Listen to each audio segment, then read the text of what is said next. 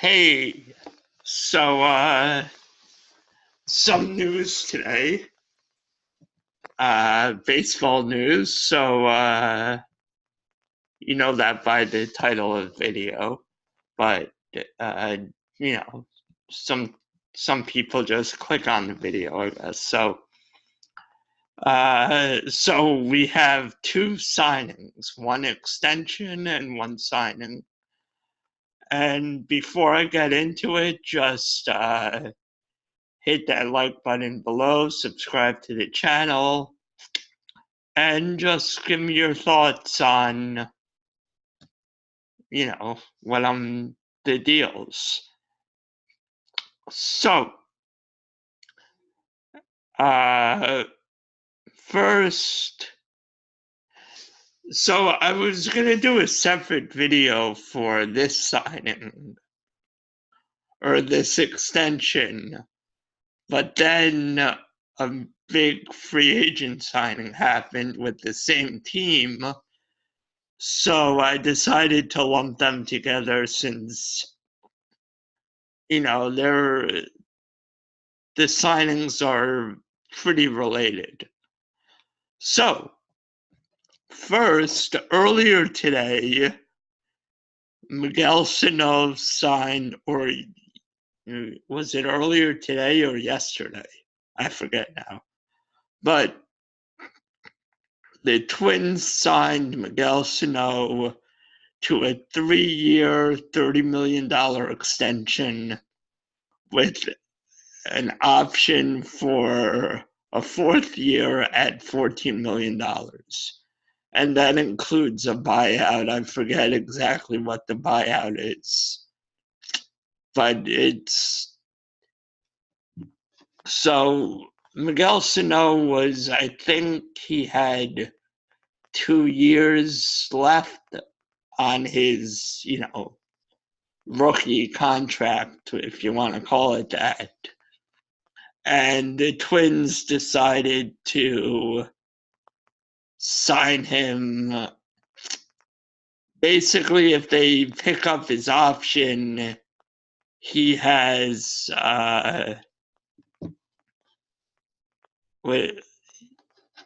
if he trying to see something, but I don't know. So basically, he has. If the Twins pick up his option, they basically get 2 years of his free agent value. His 2 years out of his free agency.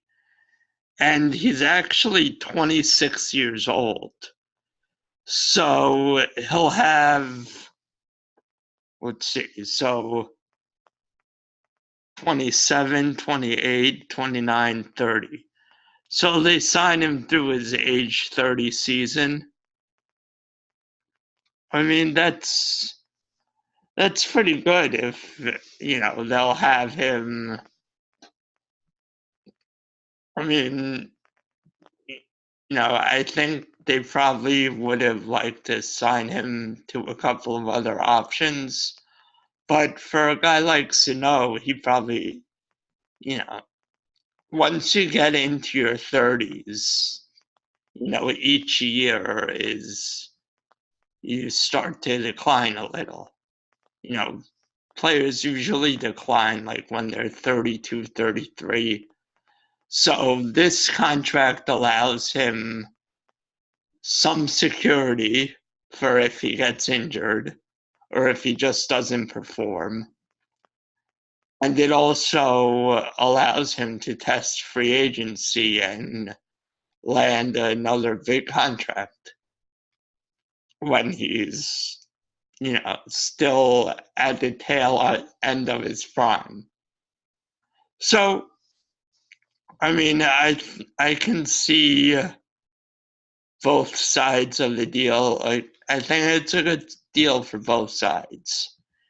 I mean, it's not Sano's not a guy who,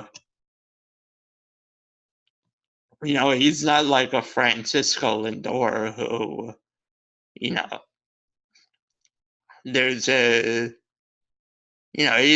Sano's a bigger guy, and I don't know. Now he's not really a great defender. So there's a lot more that could go wrong. So I think he sees that, I'm going to make a big chunk of money. And, chances are they'll pick up his option. So he'll be making $44 million over his career. And, or it's not for, I don't know. It's because the 30 million includes his buyout, so I don't know. It's like 40 million. So we'll see. It's a good deal either way. I like the deal for both sides. And then, so Miguel Sano, when he's played third base for his whole career. And then just not that long ago, like maybe an hour ago, news broke that the Minnesota Twins have signed Josh Donaldson to a 4-year, $92 million contract with an option for a 5th year that would make it $100 million. Now, the 492 includes an $8 million option, which pretty much guarantees that the option for the 5th year is going to be picked up, because, it's like that's half of, and then if you look it up, that option is worth $16 million. So the fact that they would be paying half of it either way, even if they decline the option, really just means that they're going to pick it up. And I think it's just their way of, because the average annual value is 23, but they're only paying him 21 for the first 4 years of the deal. So it's just a financial move. And so Josh Donaldson will be playing third base now, which means Miguel Sano is going to move over to first base. And I mean, he'll probably eventually move over to DH once Nelson Cruz retires. And I mean, there's nothing not to like about this deal from the Twins' perspective, and even from Josh Donaldson's perspective. I mean, Josh Donaldson's 34. He just turned 34 on December 8th. And, so 34, 35, 36, 37, 38. I mean, they signed him through his age 38 season. And, I mean, I think the Twins are taking a pretty big risk with, but this also really solidifies them because, Josh Donaldson was really good he was still really good last year, but he's been better. He's in 2015, 2016, and 2017, he had 3 straight years of an WRC weighted runs created plus. So it's like adjusted for the league and ballpark and that stuff. and then he had a down year in 2018, but then he picked it up in 2019 with the Braves. He had 37 home runs. He played. I mean, that was the other thing. In 2018, he was limited to 52 games, which, but Donaldson also only hit 259 last year, which, he's still got on base at a 38% clip, and he's slugged over 500 again. So, hopefully, but again, the Twins are betting on his decline years.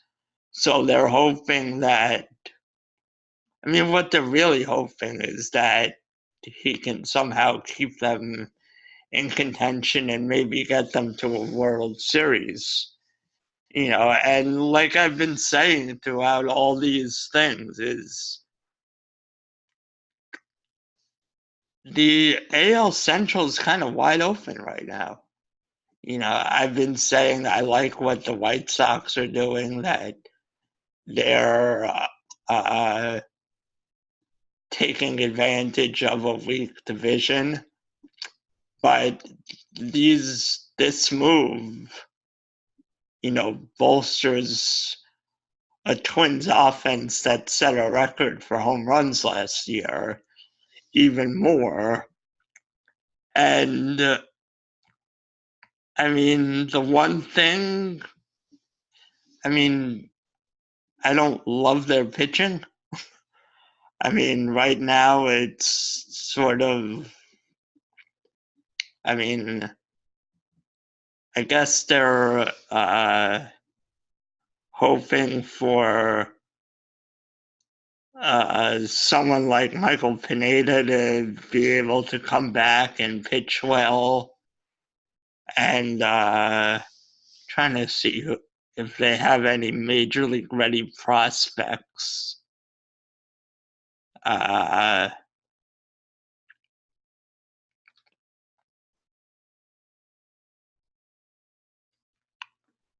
Oh yeah, they have Bruce Dark Gratterall in AAA, who could be a part of the rotation this year. Probably most likely will. They have Lewis Thorpe, who could be part of their rotation. So they have a bunch of pitchers. They have guys like, they have a bunch of guys in AA too who could be coming up, top 100 prospect types. So, they're pitching right now. Their major league staff doesn't look great, but they're coming off of, like I said, and they signed Rich Hill too. So if Rich Hill could come back, then, and pitch like Rich Hill has the past couple of years, even though he's up there, he seems sort of indestructible. So, maybe, who knows, maybe it'll help them out a lot. And they've got a good bullpen. They have Taylor Rogers, Trevor May, Tyler Duffy.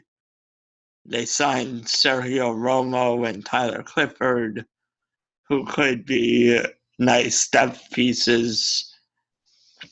So I fully expect them to be right in the thick of things with the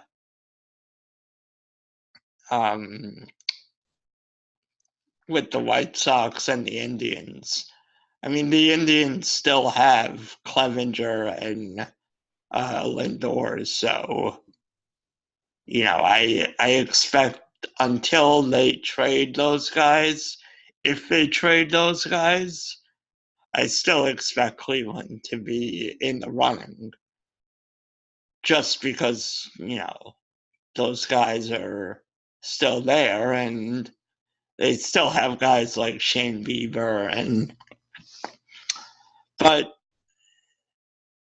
and they have a bunch of the Twins, that is. The Twins have a bunch of hitters in the upper minors, top 100 prospect types.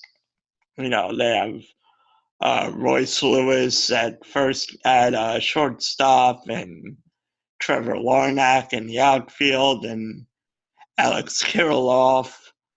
So there's a lot of guys to like at it. There's a lot of reasons to think the Twins are going to do big things next year, and this kind of puts the pressure on the White Sox again.